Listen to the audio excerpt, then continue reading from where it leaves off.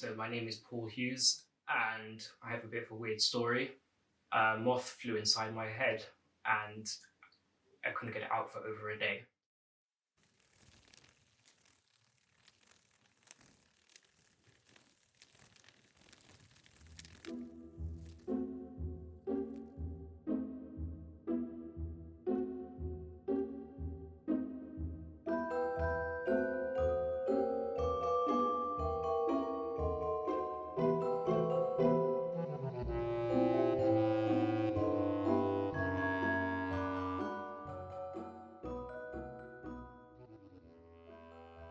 So I was lying on my bed. This was about probably 6 or 7 years ago.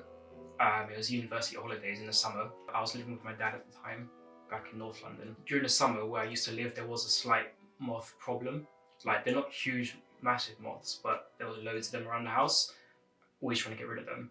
I was on my own at the time because, like I said, university holidays, my dad was at work. So it was the afternoon that I was napping on my bed, and I suddenly woke up and could feel a weird feeling on the side of my head. And I thought it was kind of like a remnant of the dream. It was not really actually happening.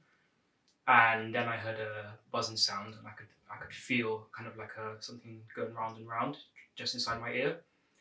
And so I started hitting my ear. Don't know why, just a reaction.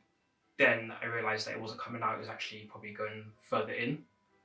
So I started panicking. So I rang my dad because he has a car, I didn't have a car. I quickly said what happened, and he was just kind of like, he didn't say anything, it didn't register with him at first because it's such a bizarre thing. And I said, you need to drive me to the hospital right now. So he went to A&E, and you have to go to the counter and say what your problem is, and told them. And I don't think they knew how to classify it as a trivial thing or potentially serious thing, because I didn't know if it could do damage or if it's just like an irritation thing. As they said, so sit down, we'll have something to see you soon. But it took many hours because people were coming in with like stab wounds, and obviously I guess it's more important than a moth in the ear.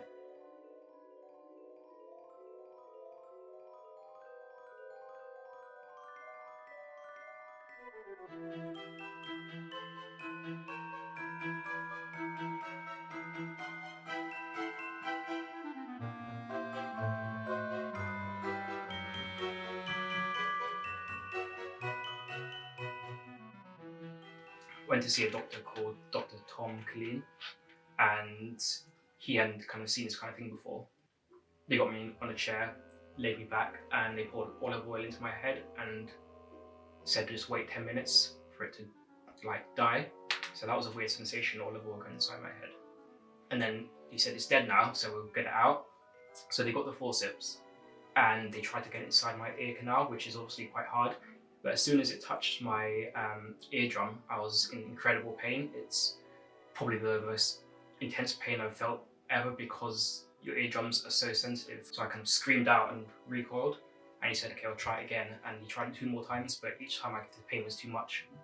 So you couldn't get it out. So I said, like, what are we going to do? And he said that I'd have to go to a specialist clinic. So I had to go back home and kind of sleep at night with it in my ear, just the dead moth.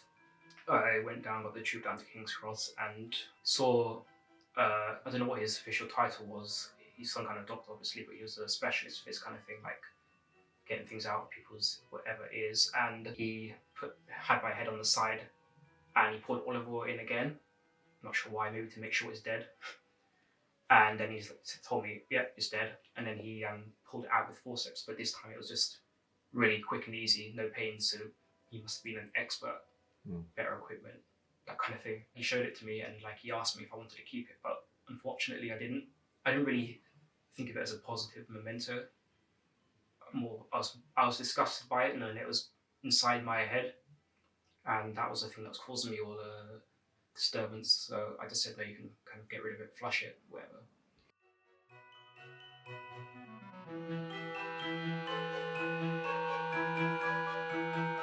How do you feel about moths now? I still don't like them, and if I saw one, I'd be a bit wary. I wouldn't let it near me. Yeah.